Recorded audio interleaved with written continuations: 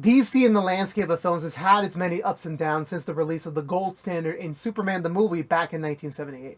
The brand has seen different periods of success and failures, specifically with the DCU era of films, in which the attempt to imitate Marvel Studios' MCU came with a lot of comparisons, and most of it not being so kind to say. And in times of failures comes hard decisions to be made, such as the one to end the DCU in 2023 and to restart it with the DCU by James Gunn in hopes of revitalizing the franchise with a level of prestige it was known for before. But to focus back on 2023, there was one film out of the four that was released that year that stood out above all the rest, in both in quality and in isolation. A film that was brought to many within the ethnicity group for representation on the big screen within the world of superheroes. That despite the era around it and how it all ended up, it still showed as a reminder how DC films can shine through when you have the right creatives, the right passionate people behind it to make the film. This is After the Theater for DC's Blue Beetle.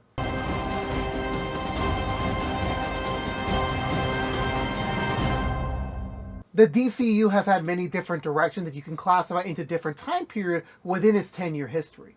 A bit that some of the directions weren't quite clear to where exactly we were heading towards. Whether it was the planned Schneider era, the filmmaker-focused era, or the attempted revamp era, it just seemed from top to bottom that none of those different eras had a clear direction on where exactly we were going with this. In the midst of the filmmaker era, Walter Hamada, who became the president of DC in film following the release of Justice League in theaters, began to experiment with ways to bring uniqueness to the DCU and to bring back more engagement into DC in film as a whole. One plan came in the middle of the streamer-focused future that many studios were trying to pivot toward, which was to produce more content for these streaming services, which included new films. Such films that were in the works was the Black Canary spin-off from Birds of Prey, a Wonder Twins movie, and even the long-fabled canceled Batgirl film. The one in particular today was a movie based on the Jaime Reyes version of the Blue Beetle character, which was stemming from a written script from Garrett Dunet Acquese a couple years ago, before director Angel Manuel Soto joined the project after creating a pitch which essentially showcased what a Blue Beetle film could exactly look like. Despite the HBO Max attachment to the project, surprisingly Soto's plans for the film was enough to justify a bigger increase in the budget for the project, but also to give the film a true theatrical run in theaters. With the film to be anchored by Zolo Maridueña of Cobra Kai fame to portray the character, as well as to be the first Latino actor to headline a comic book film. Coming out in an interesting time period, coming out after The Flash, which was supposed to be set in a revamped version of the DCU, however many changes were made in post to just make it its own thing. Which thankfully it all worked out as the film was released at the tail end of summer of 2023, only in theaters. We begin our story in the middle of Antarctica as insert evil tech company name here, i.e. Core Industries, discovered a giant spherical that contains a blue scarab known as the Scarab. Kind of being on point with the name there. Cutting back to our main locale in Palmera City, where our hero Jaime Reyes arrives home after spending 4 years in Gotham attending law school. And with severe financial debt, he returns home to his loving yet dysfunctional family in the Reyes, his parents, younger sister, cool tío, and his sweet abuelita. As they're in the midst of a financial crisis and losing their business and soon their home, as Jaime decides to step out to save the family, only to be hired as a houseworker, until Jaime is set on a path that will transform him into becoming both a hero and the man who he is truly meant to be. From a story perspective, I will be a bit biased as the film focused more on the growth that Jaime had to slowly get to and the meaning of family, or correctly, familia. I really got into the groove of it as, coming from a Latino background myself, certain parts of Jaime and his family I could apply to myself and to my own family. The strength and togetherness they exhibit in the eyes of challenges ahead. Even with the alien connection with the Scarab, it still felt somewhat of a grounded-ish film with the heavy use of technology-driven goals, which I believe helps with the more understanding to get behind the story without jumping too far off the wagon at times. Plus, having a streamlined focus, for better and for worse, on just the Reyes family makes it more impactful and connectful for viewers to invest in by the time we reach even the halfway mark in this film. In terms of real investment, I really liked Jaime Reyes played by Zolo Maridueña. I was a bit scared going into this personally, as I've only seen the actor play Miguel in Cobra Kai, so if that was the angle they were going for, due to that being his main role by this point, I would have been a little bit concerned of just being stereotypical, but those fears were alleviated during his first scene when it felt like a nice divide between them. He's still playing a funny and relatable person, but here we feel a little bit more weight. Being a recent college graduate brings up so many things to his mind, especially having the drive to be able to quickly shoot up to the top to get his family out of their situation. By the time he gains the Scarab and the real events of the story unfold, it's not more of him becoming a superhero, but becoming the next person he's meant to be. This wasn't something he ever thought about, as compared to a Batman who knew he had to become Batman, or Superman knowing he had to use his powers for good. It's a different way of understanding his new gift in a slow regard. The Reyes family, I would say the fall between actual main characters in terms of development and side characters who are there to assist in certain moments. Alberto being the wisdomful papa and the patriarch of the family is truly the glue and momentum to keep it all going. Rocio, who's just a supportive mother with still a bit of that mama flair to go with her. Milagro, the more funnier child but still annoying in a lovable way. Abuela, who's very sweet but also got that badass side to her. And finally Rudy, played by the hilarious George Lopez. Like, I can't say enough how much of a scene stealer he is. Definitely was able to bring more of a dramatic flair, which I rarely see him bring.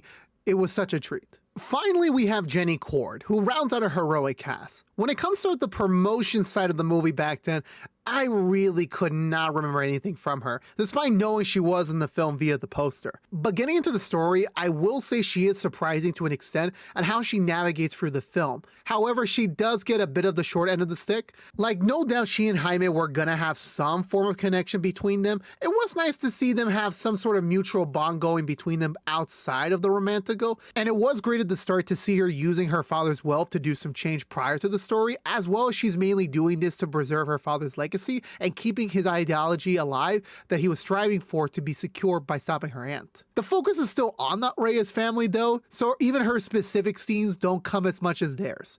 It was still a delight to have her there and bonding with the family slowly.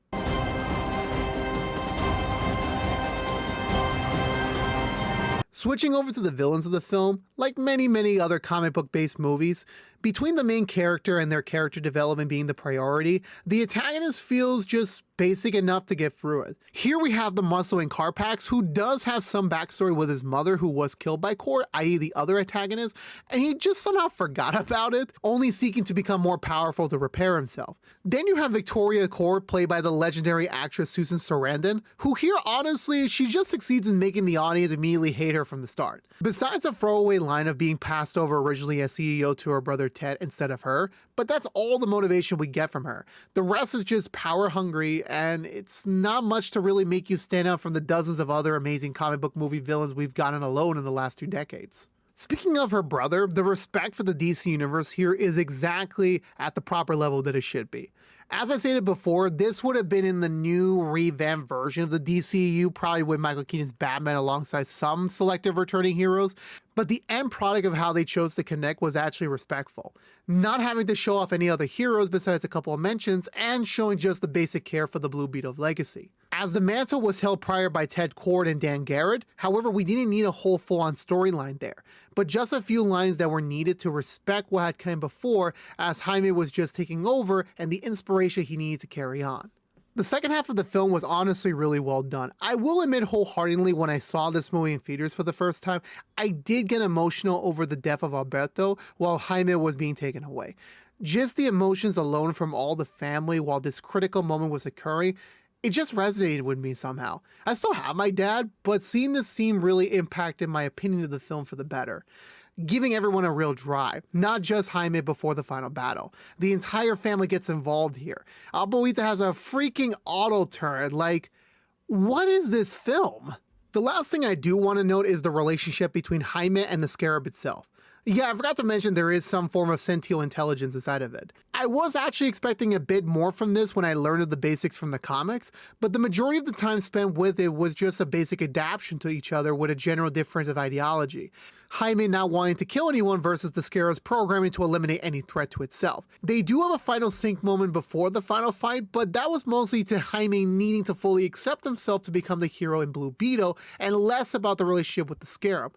Once more, I think they did do the right call here, still focusing on the family, but I wouldn't have minded just a little bit longer in the runtime with Jaime really connecting more with the Scarab, which by the way is voiced by Becky G, a solid casting choice there. In 2023, we had 4 DC films hit theaters, and I can say with the utmost confidence that this one was the better film of the 4.